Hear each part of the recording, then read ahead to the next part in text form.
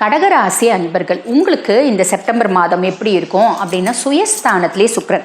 பொதுவாக சுயஸ்தானத்திலே சுக்கிரன் அமர்றாரு அப்படின்னும் போது நமக்கு என்ன மாதிரி தோணும் அப்படின்னா, நான் இன்னும் கொஞ்சம் அழகான, நான் ஆல்ரெடி அழகாக தான் இருக்கேன். பேசிக்கலாக கடகம் ரொம்ப அழகானவங்க, ரம்யமானவங்க, இனிமையானவங்க, அன்பானவங்க, நிறைய விஷயம் சொல்லிகிட்டே போகலாம். ஆல்ரெடி இது அத்துணை குணங்களும் இருக்குது அப்படின்னாலும் எனக்கு உள்ளூர ஆசை இருக்குது. நான் கடகம் அப்படின்னு வச்சுக்கோங்களேன், நான் இன்னும் கொஞ்சம் பாருங்கள் ரொம்ப அழகாக இருக்கணும், ரொம்ப அட்ராக்டிவாக இருக்கணும், நான் ரொம்ப பாருங்கள் கல்ச்சர்டாக இருக்கேன், நான் ரொம்ப வெஸ்டர்னைஸ்ட் ஆகணும், நல்ல ஹேர் கட் பண்ணணும், ஹேருக்கு நல்ல கலரிங் பண்ணணும், நல்ல காஸ்ட்லி அக்சசரிஸ் போடணும், நல்ல பட்டுப்போட வாங்கணும். இப்படி எனக்கு என்னுடைய அழகு குறித்து என்னுடைய சுயம் சார்ந்து நிறைய ஆசைகள் இருக்குது அப்படின்னா அதை நிறைவேற்றிக்கிறதுக்கான எக்ஸாக்ட் காலகட்டம் எது அப்படின்னா செப்டம்பர் 14 வரைக்கும். ஏன்னா செப்டம்பர் 14 வரைக்கும் உங்கள் சுயஸ்தானத்திலே சுக்கிரன் உட்கார்றார். அதுக்கும் மேலே ஏதோ ஒரு என்ன காரணமே தெரியாது, நம்மளுக்கு சில நேரம் தோணும் பார்த்தீங்களா, இனம் புரியாத ஒரு குழப்பம் வரும், இனம் புரியாத பார்த்திங்கன்னா ஒரு பயம் வரும், இனம் புரியாத ஒரு சோகம் வரும், அதே மாதிரி இனம் புரியாத ஒரு சந்தோஷமும் வரும். அந்த மாதிரி இந்த செப்டம்பர் 14 வரைக்கும் இனம் புரியாத ஒரு சந்தோஷம், எதுவும் நான் ரொம்ப ஹாப்பியாக இருக்கேன், நான் ஃபுல்ஃபில்டாக ஃபீல் பண்ணுறேன், நான் கம்ப்ளீட்டாக ஃபீல் பண்ணுறேன். அந்த மாதிரி நிறைய கடகத்துக்கு வரும். நீங்கள் அதை நீங்கள் அப்சர்வ் பண்ணி பாருங்கள். ஒரு சிலருக்கு 10%, ஒரு சிலருக்கு 100%, ஆக மொத்தம் கண்டிப்பாக இந்த ஒரு இம்பேக்ட் உங்களுக்கு இருக்கும். சரி, இது ஒரு பெரிய ப்ளஸ். அதுக்கப்புறம் செப்டம்பர் 14 என்ன பண்ணுறாரு, சுக்கிர பகவான் பயிற்சியாகி 2ஆம் பாவத்துக்கு போகிறார். தன குடும்ப வாக்குஸ்தானம். சுக்கிரன் தன குடும்ப வாக்குஸ்தானத்தில் உட்கார்றாரு அப்படின் போது ஏதோ ஒரு விதத்தில் எனக்கு ஒரு காசு வருது. அதுக்காக கூரை பிச்சைலாம் கொட்டாதுங்க. எனக்கு வர வேண்டிய காசு ரொம்ப நாளாக வராமல் இருக்குது, அது வரலாம்.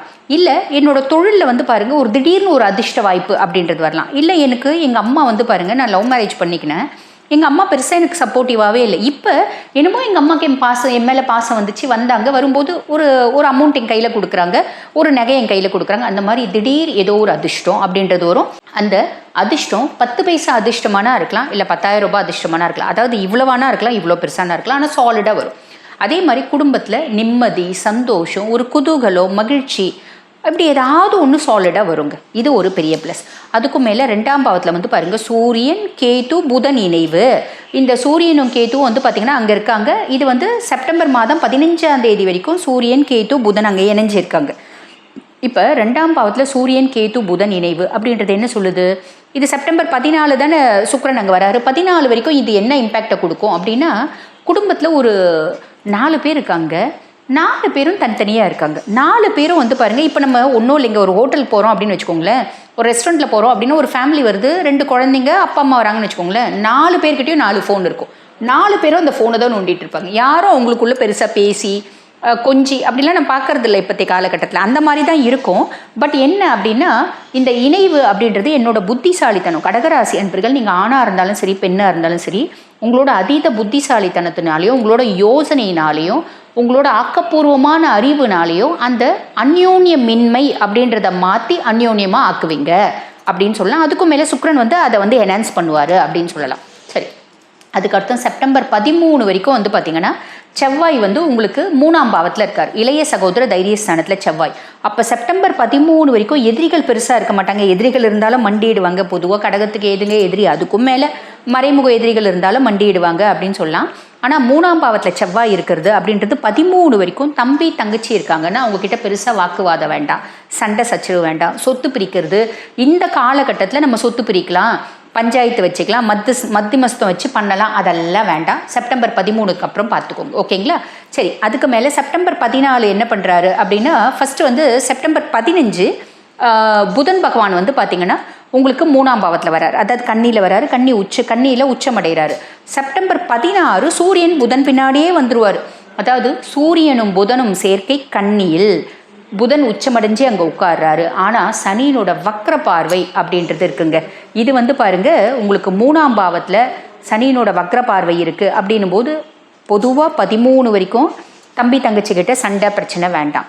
அதுக்கப்புறமே கூட பாருங்க, நம்ம ரொம்ப தைரியத்தினாலையும் ஓவர் கான்ஃபிடென்ஸ்னாலையும் ஒரு அசட்டு தைரியத்தினாலையும் சில பல முக்கியமான முடிவு, அது சொத்து முடிவு, இல்லைனா பாருங்க ஒரு வியாபார முடிவு, பெரிய லெவலில் எக்ஸ்டெண்ட் பண்ணுறேன், இல்லை தம்பி தங்கச்சியை பேஸ் பண்ணி இருக்குது, இப்படிலாம் இருக்குது அப்படின்னா அதை கொஞ்சம் போஸ்ட்போன் பண்ணிவிடுங்க, நல்லது. இந்த ஒரு விஷயத்தில் கவனம் அப்படின்றது வச்சுக்கோங்க. சரி, அதுக்கப்புறம் செப்டம்பர் 13ஆம் தேதி பாருங்கள் செவ்வாய் 3ஆம் பாவத்துலேருந்து பிரிஞ்சு 4ஆம் பாவத்துக்கு வரார். 4ஆம் பாவத்துக்கு செவ்வாய் வந்து செப்டம்பர் 13 வராரு. அப்போ இந்த செப்டம்பர் 13லேருந்து அம்மானோட ஆரோக்கியத்தில் கவனம் அப்படின்றது வச்சுக்கணும். அம்மாவுக்கு உடல் சார்ந்த உபாதைகள் வரலாம், மருத்துவ செலவு அப்படின்றது வரலாம். சின்ன ஒரு அறிகுறி தெரியுது அவங்களுக்கு உடலில் ஏதோ காம்ப்ளிகேஷன் வரப்போகுது அப்படின்ற மாதிரி இருந்தால் கூட உடனே டாக்டர் கிட்ட போங்க, உடனே வைத்தியம் அப்படின்றது பண்ணிடுங்க. இது ஒரு சிம்பிளான விஷயம்.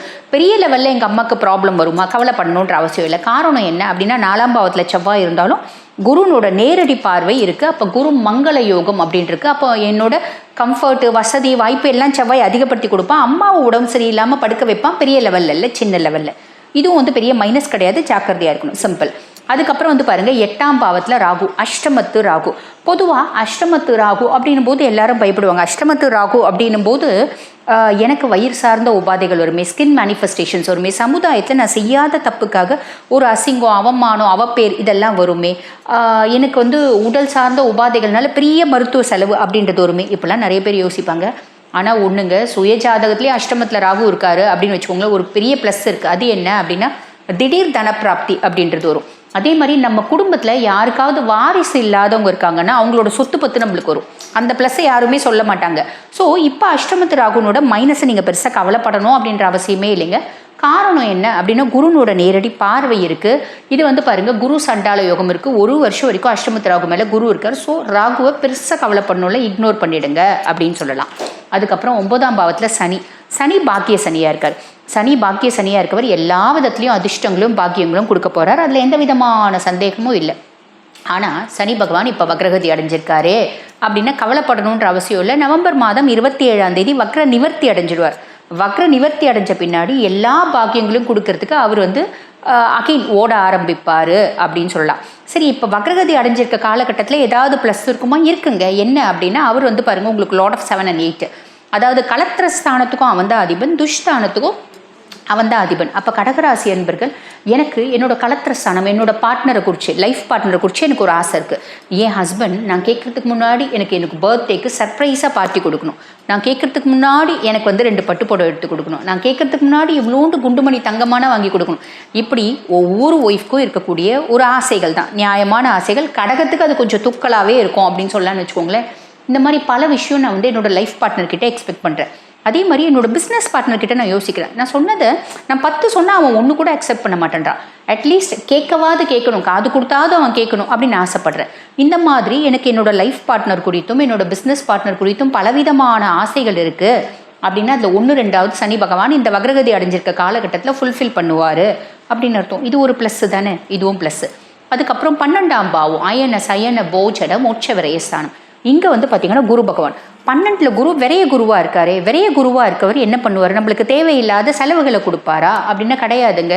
பொதுவாக வந்து பாருங்கள், 12ல் இருக்க குரு பகவான், குரு உச்சமடையக்கூடிய ராசி இல்லையா நீங்கள்? 12ல் இருக்க குரு பகவான் என்ன பண்ணுவார் அப்படின்னா உங்களுக்கு சுப விரயங்கள் அப்படின்றத கொடுப்பார். சுப விரயம்னா நிறைய கடகராசி அன்பர்கள் இந்த குரு பயிற்சி முடிகிற காலகட்டத்துக்குள்ளே வீடு வாங்குவீங்க, ஃப்ளாட் வாங்குவீங்க, கார் வாங்குவீங்க, 2 வீலர் வாங்குவீங்க, பிள்ளைங்களுக்கு நகை நட்டு வாங்குவீங்க, பிள்ளைங்களை ஃபாரின் அனுப்பிச்சு படிக்க வைக்கிறது, பிள்ளைங்களுக்கு திருமணம் போன்ற சுப நிகழ்ச்சி செய்யறது, இந்த மாதிரி நிறைய நல்லது அப்படின்றது சாலிடாக நடக்குங்க. கவலையப்பட வேண்டாம். அப்போ ஆன் தி ஹோல் இந்த செப்டம்பர் மாதம் கடகம் எங்களுக்கு எப்படிங்க இருக்குது அப்படின்னா, நான் 2 விஷயம் கவனமாக இருங்க அப்படின்னு சொன்னேன்.